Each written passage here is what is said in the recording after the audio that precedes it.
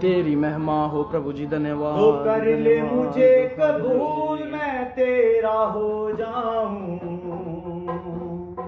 तो कर ले मुझे कबूल, मैं तेरा हो जाऊं। यीशु आज मैं तेरा हो जाऊं। यीशु आज मैं तेरा हो जाऊं। तेरा हो जाऊं, तेरा हो जाऊं, तेरा हो जाऊं, तेरा हो जाऊं। तू है बेल अंगूरी, मैं हूँ शाख तेरी। तू है बेल अंगूरी, शाख तेरी। फैलूं शाम सवेरे, हर दम रहूं हरी। फैलूं शाम सवेरे, हर दम रहूं हरी। शांत वचन से अपने तुझ में फल लाऊं। यीशु आज मैं तेरा हो जाऊं। यीशु आज मैं तेरा हो जाऊं। तेरा हो जाऊं, तेरा हो जाऊं, तेरा हो जाऊं, तेरा हो जाऊं। मेरी खातिर तूने क्रूस उठाया है। मेरी खातिर तूने क्रूस उठाया है। मेरे बोझ को अपना बोझ बनाया है।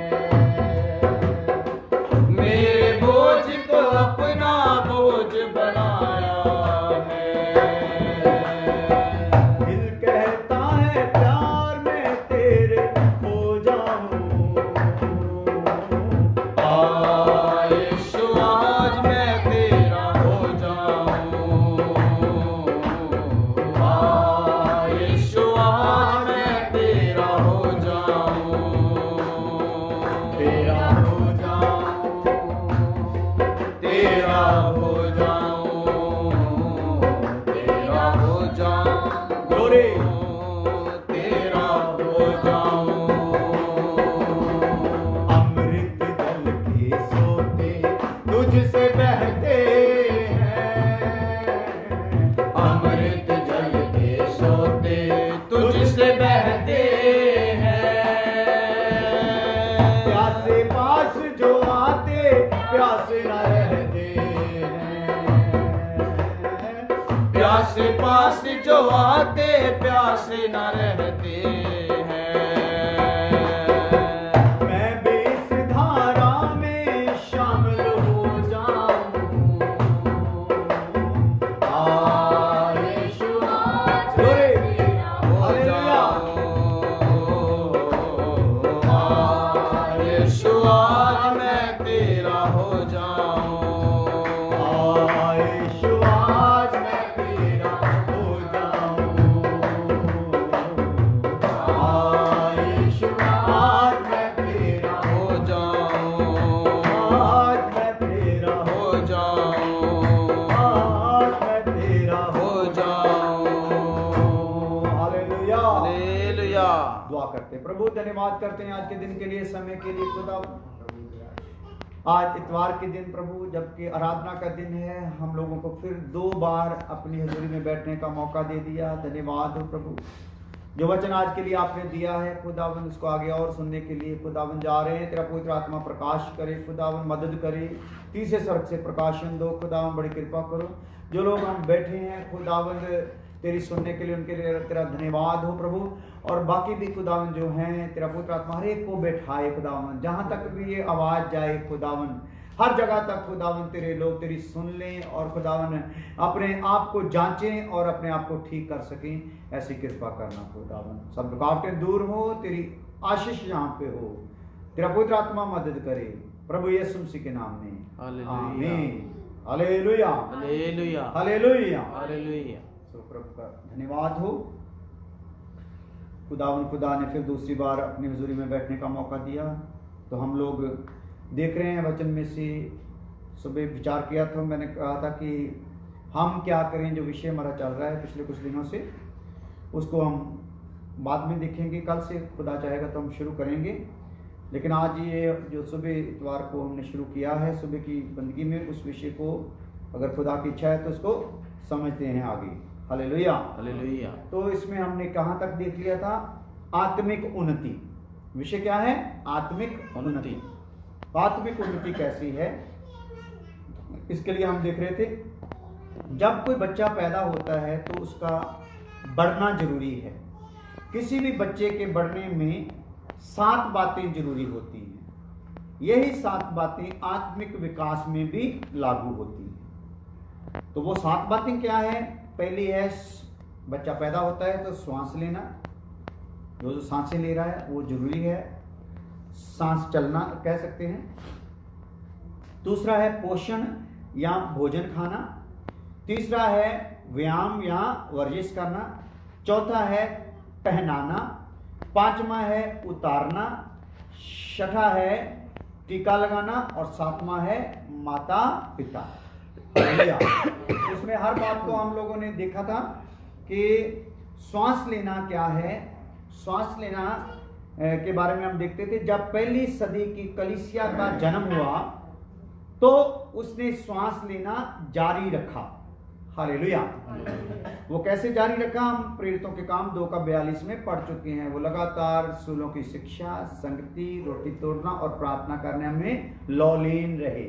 यानी कि लगातार वो क्या करते रहे? प्रार्थना, संगति, ये सब चीजें जब करते रहे तो ये चीजें प्रदर्शित करती हैं कि वो उनकी सांसें क्या है? चल रही हैं। हालेलुया। तो वही बात आज की सदी में भी लागू है। अगर ये बात हमारे अंदर, इसमें हम लौलीन हैं, हम इसमें लगे हुए हैं, तो समझ लो आत्मिक तौर पे हमारी सांसें चल रही हैं। हालेलुया। तो अगर किसी बात में हम कमजोर हैं तो समझ लो कि जैसे दमा हो जाता तो श्वास आने में मुश्किल हो जाती है, ऐसे कोई आत्मिक रोग दमे की तरह हमको लग गया है। तो इसको अगर ठीक नहीं किया जाएगा तो ये दमा एक दिन दम घुटने का कारण बन जाएगा। हालेलुया। तो उसमें हम लोग देख रहे थे, पहली बात, ये लगातार किया जाने वाला काम है, या लगातार किया जाना चाहिए। हालेलुया। इसमें श्वास लेने में पहली बात हम देख रहे थे, लगातार किया जाना चाहिए। पहला थिस्सलुनीके 5:17 में हम पढ़ चुके हैं। तो दूसरा इसमें बात थी, पौलुस ने ऐसा ही किया, प्रेरितों के काम 9:11 में देख चुके हैं। तीसरी इसमें सांस लेने में बात थी, हमें भी ऐसा ही करना चाहिए, कुलसियों 4:2 में हम देख चुके हैं। और दूसरी बात हम देख रहे थे कि पोषण या भोजन खाना या भोजन देना। तो नए नियम में जो नए जन्मे विश्वासी पोषण में बढ़ते हैं, अगर उनका पोषण होता है तो उसमें क्या है? भोजन मिलता है तो बढ़ते हैं। तो इसके लिए हम देख रहे थे पोषण के लिए क्या है। पहली बात है, परमेश्वर का वचन भोजन है। हालेलुया। तो यिर्मयाह 15:16 में हमने देखा था कि वो बोलता है कि मुझे तेरे वचन मुझे मिले तो मैंने इसको क्या कर लिया? खा लिया। हालेलुया। तो इस वचन को क्या करना है? खाना है। दूसरा नंबर, दूध का भोजन बच्चों के लिए है। ये वचन जो है हमारे लिए दूध का भी काम करता है, लेकिन जो बच्चे हैं मसीह में। हालेलुया। तीसरा, ठोस भोजन जवानों के लिए है। इब्रानी 5:14 में हम लोग देख चुके हैं। हालेलुया। तो तीसरी बात हम लोग देख रहे थे, वर्जिश होना। एक बच्चे की जो व्यायाम होना, वर्जिश होना बहुत जरूरी है। तो वर्जिश हमें आत्मिक तौर पर क्या दिखाती है? नए जन्मे विश्वासी गवाही देने के लिए वहां फैल गए थे। प्रेरितों के काम 8:1 और 40 आयत में हमने 40 आयत में देखा था कि पहली सदी के लोग क्या हुए? जैसे ही विश्वास में आए, नया जन्म पाया, कलीसिया में आए, तो क्या हो गए? वो फैल गए तो लोगों में क्या हो गए? गवाही देने लग गए। तो गवाही देना क्या है? एक वर्जिश होना है। जितनी गवाही ज्यादा से ज्यादा हमारे जीवन की लोगों तक जाएगी, कैसे प्रभु ने बदला, किस प्रकार से हम थे, तो वो बताएंगे वैसा ही। तो जो हमने श्वास ले रहे हैं, तो आगे हमने भोजन खाया है, इसमें से ताकत मिलने के कारण जब वर्जिश करते तो हमारा और मसल जो है मजबूत होते हैं रूहानी तौर पर। तो उसके लिए हम देख रहे थे, पहली बात हमें गवाह होने के लिए बुलाया गया है। प्रेरितों के काम 24 का 48 में हम देख चुके हैं। दूसरा इसमें है गवाही में या वर्जिश में, हमें पवित्र आत्मा गवाही देने के लिए दिया गया है। तो प्रेरितों के काम 1:8 में हम देख चुके हैं। तीसरी बात, गवाही संसार का अंत लाती है, मत्ती 24 का 14 में हम लोग देख रहे हैं। चौथी बात हम देख रहे थे, पहनना या पहनाना। हालेलुया। तो क्या है? नया जन्मा जो बच्चा है, विश्वास में आया, जो आत्मिक तौर पर है, उसको श्वास चलना जरूरी है, जो प्रार्थना से चलेगी। भोजन खाना जरूरी है, जो वचन है। और व्यायाम करना या वर्जिश करना जरूरी है, जो गवाही देना है। चौथी है पहनाना। हालेलुया। हालेलुया। तो पहनाना मतलब उसे वस्त्र पहनाना। तो जिस प्रकार नए जन्मे बच्चे को कपड़े पहनाने की जरूरत होती है, वैसे ही नए जन्मे विश्वासी को भी कपड़े पहनाने की जरूरत होती है। तो इसके बारे में हमने यशाया 61 का 10 में देखा था कि उसने मुझे धर्म के जो वस्त्र हैं पहनाए हैं और मुझे मुक्ति का उद्धार के वस्त्र पहनाए हैं। तो इसके लिए 3 बातें हमने देखी थी। पहली है कि पहनाने में पहली है, पहला वस्त्र पवित्र आत्मा की सामर्थ का है, लूका 24 का 49 में देखा है। दूसरा है वस्त्र नम्रता का, जो हमने पहला पत्रस 5 का 5 में देखा है। तीसरा वस्त्र है धार्मिकता का, जो प्रकाशित वाक्या 19 का 8 में हमने देखा। तो 5वीं बात हम देख रहे थे, उतारना। पहनना भी है और क्या करना है? उतारना भी। उतारना क्या क्या है? जैसे बच्चे की पेट को खाली होने की प्रक्रिया शुरू होती है, वैसे ही नए विश्वासी की भी होती है। पैदा होते ही उसको क्या किया जाता है? पहले पेट खाली किया जाता है, साफ किया जाता है, उसकी सफाई की जाती है। इसी प्रकार हमें भी कुछ उतारना है। वो क्या है? मरकस 7 का 19 में हम देख चुके हैं। और इसमें 3 बातें हम देख रहे थे। पहली थी, सब वैर भाव को दूर करना है, यानी कि वैर भाव को क्या कर देना है? एक वस्त्र की तरह अपने ऊपर से उतार देना है। पहला पत्र 2:1 में हमने देखा है। दूसरा, पुराने मनुष्य को भी क्या कर देना है? उतार देना है। कुलसियों 3 का 9 में हमने देखा है। तीसरा, झूठ बोलना छोड़ देना है। हालेलुया।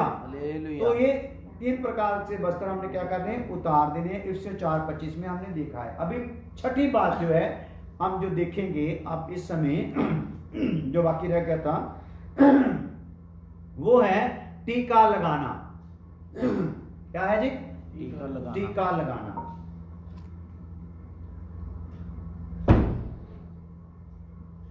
तो टीका लगाने के विषय में हम लोग देखते हैं, बच्चे को लिख सकते हैं आप लोग, बच्चे को समय समय पर टीका लगाने की जरूरत पड़ती है। कैसे? जैसे हम लोग देखते हैं इस समय में कि बच्चों को क्या होता है? समय समय पर टीका लगाने की जरूरत पड़ती है। विश्वासियों को भी क्रूस उठाने की आवश्यकता होती है। विश्वासियों के लिए क्या टीका क्या है? क्रूस। हालेलुया। हालेलुया। क्या है जी? सलीब उठाना। लूका 14 का 27 में इसको देखते हैं। लूका 14 का 27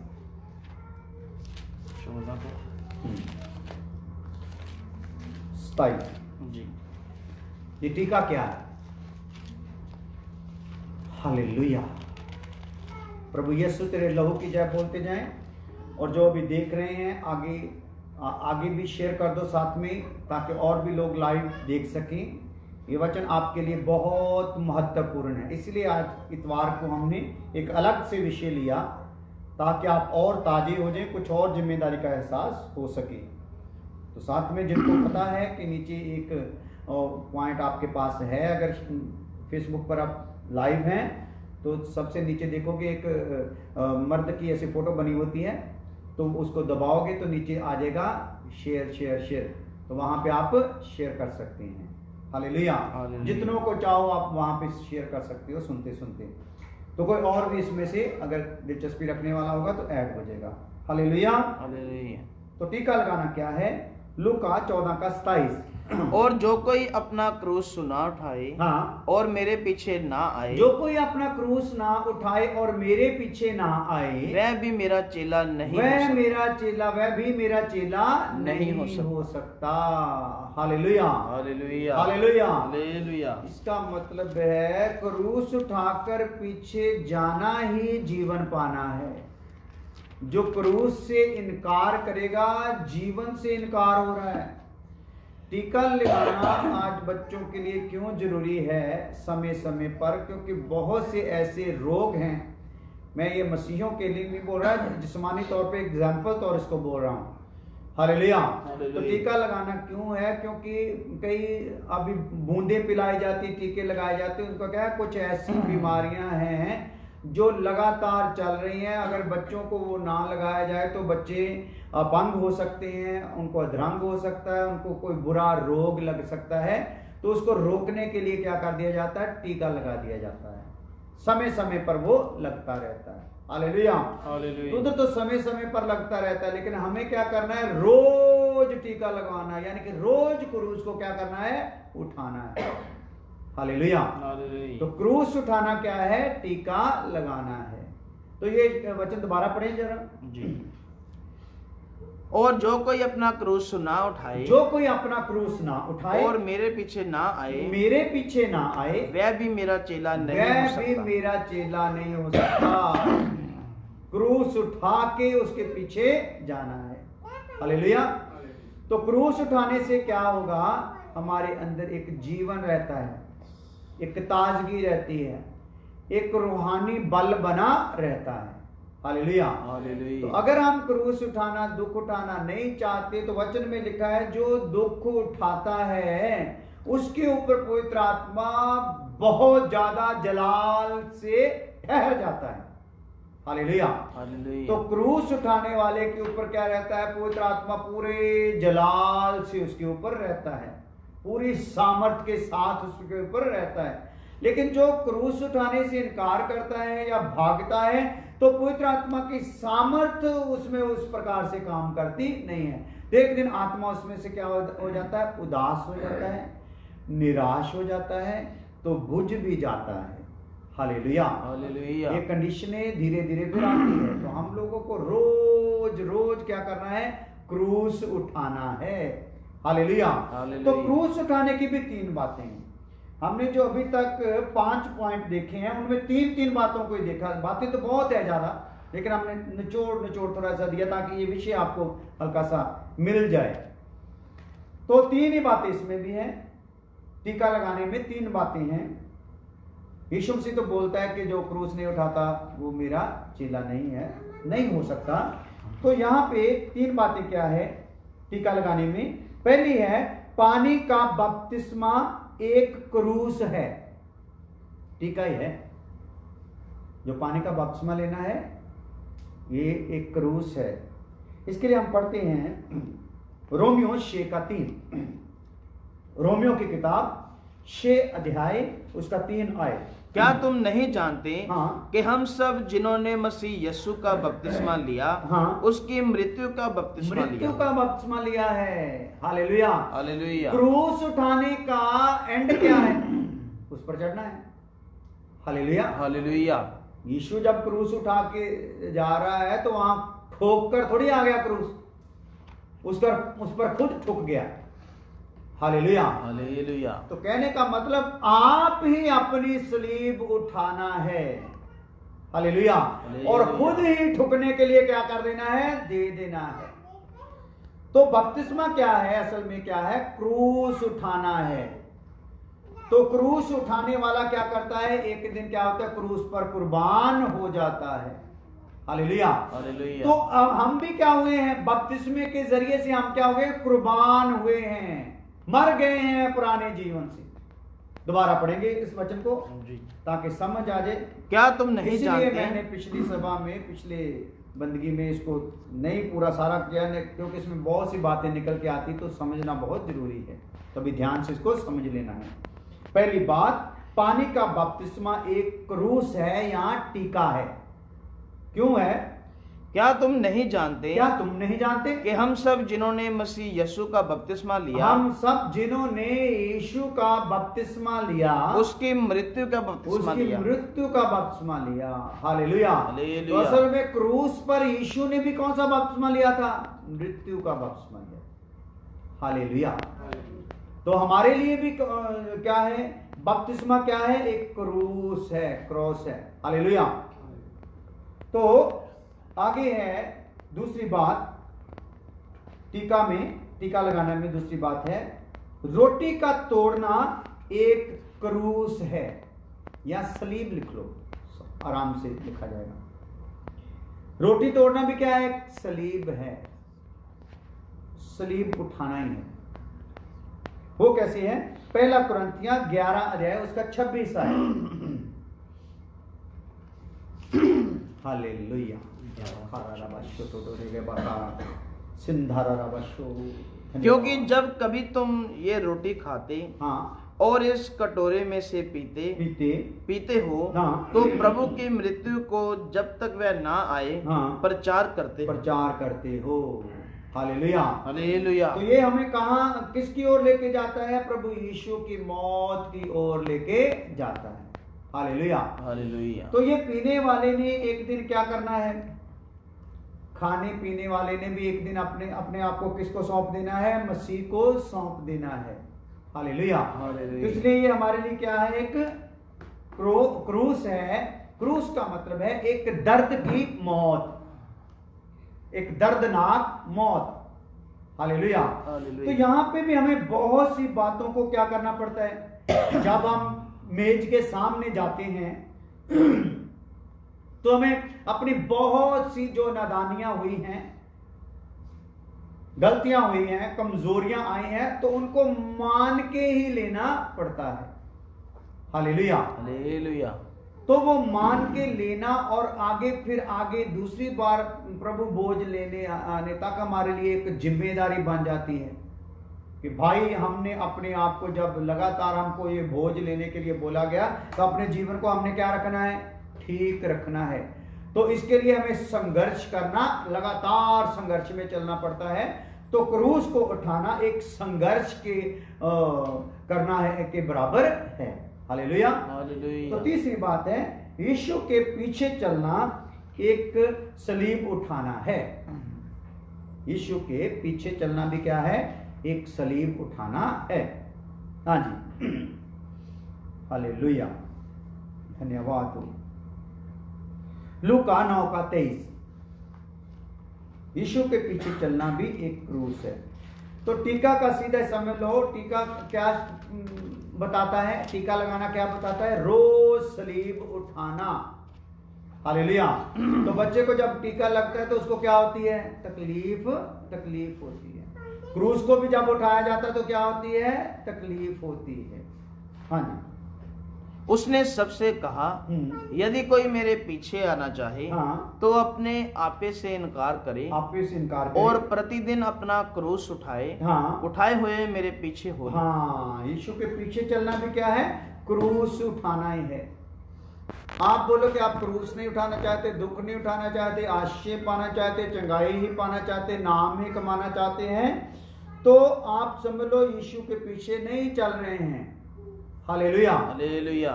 तो आप अगर दुख उठा के चल रहे हैं तो समझ लो किसके पीछे चल रहे हैं? यीशु मसीह के पीछे चल रहे हैं। तो इस क्रूस उठाने में, क्रूस उठाने वाली बात क्या है? आपे का क्या करना है? इनकार करना है। खुदी का क्या करना है? इनकार करना है। यीशु के पीछे चलना है, खुदी का क्या करना है? इनकार करना है। हालेलुया। तो अभी हम देखते हैं 7वीं बात, माता पिता। क्या है जी? माता पिता। तो माता पिता क्या दिखाते हैं? एक बच्चा जो पैदा हुआ है उसकी परवरिश के लिए, उसकी देखभाल के लिए उनकी जरूरत होती है। तो फिर दोबारा आ जाता हूं, अच्छे से दिमाग में बैठ जाए ये विषय, ताकि आप मुंह जुबानी दूसरों को बता सकें। आत्मिक उन्नति में क्या है, जो आत्मा में पैदा हुआ है या नया जन्म पाया है उसकी श्वास चलना जरूरी है। हालेलुया। तो आत्मिक तौर पर श्वास चलना क्या है, प्रार्थना करना। फिर उसको दूसरा नंबर भोजन मिलना, खाना जरूरी है। भोजन क्या है, परमेश्वर का वचन है।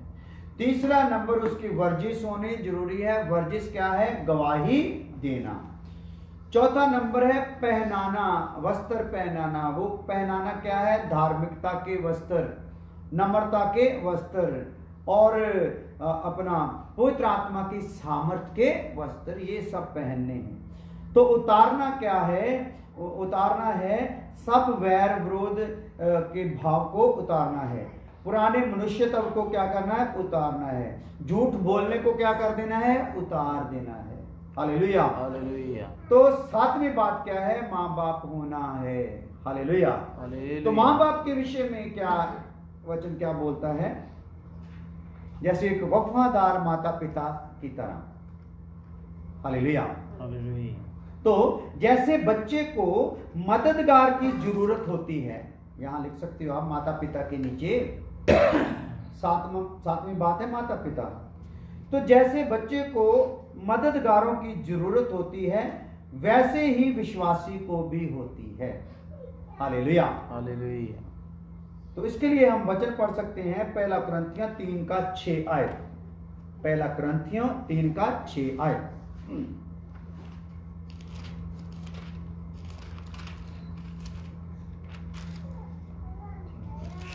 1 कुरिन्थियों 3:6 आयत। मैंने लगाया अपोलोस ने सींचा, परंतु परमेश्वर ने बढ़ाया। हाँ, हालेलुया, हालेलुया, हालेलुया। तो जिस तक जिस्मानी तौर पर बच्चे पैदा होते हैं तो उनको बढ़ाने वाला कौन है, परमेश्वर है। हालेलुया।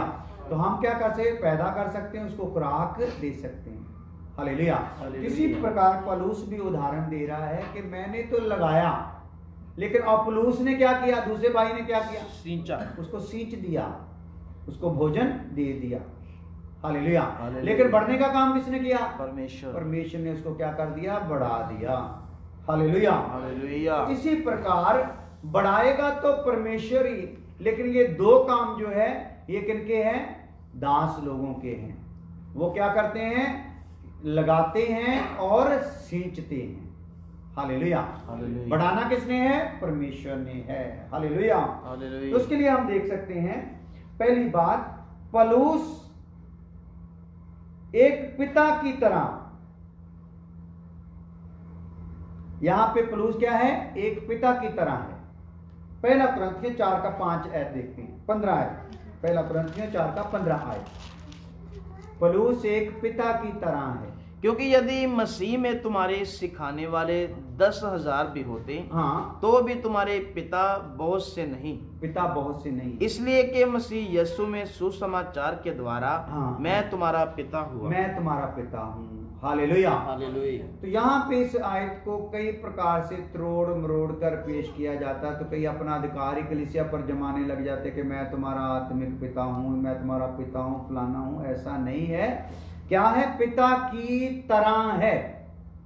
Hallelujah, hallelujah. हमारा आत्मिक पिता स्वर्गीय पिता ही है। हालेलुया।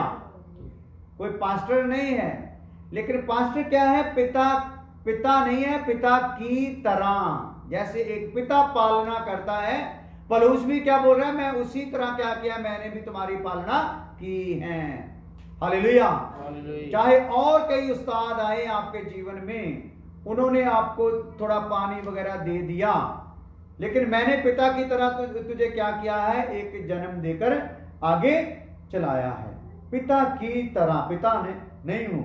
Hallelujah, hallelujah. तो पिता की तरह एक दास लोग क्या करते हैं, एक नए जन्मे को क्या करते हैं, वो पिता की तरह उसकी मदद करते हैं, उसकी देखभाल करते हैं।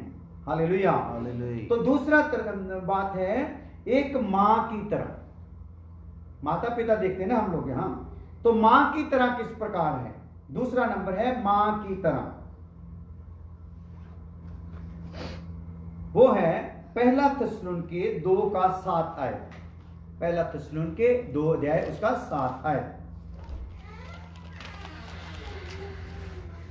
परंतु जिस तरह माता अपने बालकों का पालन पोषण करती यहाँ पे भी उसने क्लियर कर दिया, जिस तरह माता अपने बालकों का पालन पोषण करती है वैसे ही हमें भी। Hallelujah hallelujah hallelujah hallelujah. किस प्रकार है? वैसे ही जैसे माँ करती है, माँ की तरह, बाप की तरह। हालेलुया। तो दास लोग क्या करते हैं? बाप की तरह करते हैं। Hallelujah hallelujah. माँ की तरह करते हैं, जैसे माँ होती उसी प्रकार वो करते हैं, अपने आप को उस जगह पे रख के पालन पोषण करते हैं। Hallelujah hallelujah. तो माँ की तरह भी करते हैं। तो तीसरी बात है, हमें भी जरूरत है आत्मिक अगुवाई की। Hallelujah hallelujah. अभी हमारी क्या यहाँ पे ड्यूटी आ गई? हमें भी आत्मिक अगुवाई की या अगुवे की क्या है? जरूरत है। हालेलुया। तो इसके लिए वचन क्या बोलता है? इब्रानियों 13 का 17। इब्रानियों 13 का 17। अपने अगुओं की आज्ञा मानो। अपने अगुओं की क्या करें? आज्ञा माने, और उनके अधीन रहो। और उनके क्या रहें? अधीन रहें। क्योंकि वह उनके समान तुम्हारे प्राणों के लिए वह उनके समान तुम्हारे प्राणों के लिए जागते रहते हैं, जिन्हें लेखा देना पड़ेगा। जिन्हें लेखा क्या करना पड़ेगा? लेखा एक विश्वासी का किनको देना पड़ेगा? दासों को लेखा देना पड़ेगा। Hallelujah hallelujah hallelujah. और आज बहुत सी गलत फहमी वाले लोग, गलत तालीम वाले लोग यहाँ पे थोड़े उखड़ जाते हैं। वो वचन बोलता है कि वो जो जागते हैं आपके लिए, जिन्हें आपका लेखा देना है, तो वो समझते हैं, इनको क्या बोलते हैं? कई तो इनको हिजड़ा बोल देते हैं, कई इनको दासों को दलाल बोल देते हैं, कई दासों को बोलते, दासों की तो वैल्यू कुछ नहीं, दास तो दास हैं, ये तो नौकर हैं। हालेलुया। पर वचन यहाँ पे क्या बोलता है? ये माँ बाप की तरह है। Hallelujah hallelujah. तो अगर वो माँ बाप की तरह है तो हमें भी क्या करना चाहिए? उनका आदर करना चाहिए। Hallelujah hallelujah hallelujah. तो हमें आत्मा में इस प्रकार से आत्मिक बनना है कि हमारे मन में प्रेशर डालने के बगैर ही, अगुए के सिखाने के बगैर ही उनके प्रति हमारे मन में क्या होना चाहिए? आदर होना चाहिए। हालेलुया। जो बहुतों के अंदर नहीं है, हमारे अंदर शुरू से ही रहा है अपने अगुओं के लिए आदर। हालेलुया। तो हम अपने अगुओं का आदर ही करते आए हैं, क्योंकि उनसे हमें आत्मा में आगे बढ़ने का क्या मिला है? रास्ता मिला है। हालेलुया। तो हम उनको मन में हमेशा उनके लिए आदर भावना, जो भी उनके काम आ सके, तन से, मन से, धन से, हमेशा हम ऐसा ही करते आए हैं। हालेलुया। क्योंकि वचन ये सिखाता है। तो अगर हमारे पास अगुआ नहीं है तो कलाम यहाँ पे हमें यही बता रहा है कि हम एक अनाथ की तरह हैं, जो अपने ऊपर एक अगुए को नहीं रखता या रखना नहीं चाहता, वो कैसा है? एक अनाथ की तरह है। हालेलुया। तो इसलिए हर एक विश्वासी ने क्या करना है? एक अगुवाई के नीचे रहना है। हालेलुया। तो जब वो अगुवाई के नीचे रहकर पास होगा, साबित होगा, तो उसकी अगुवाई में से एक काम निकल के आएगा, डीकन। हालेलुया। वो डीकन का काम पूरा करेगा तो उसमें से एक काम निकल के आएगा, एल्डर।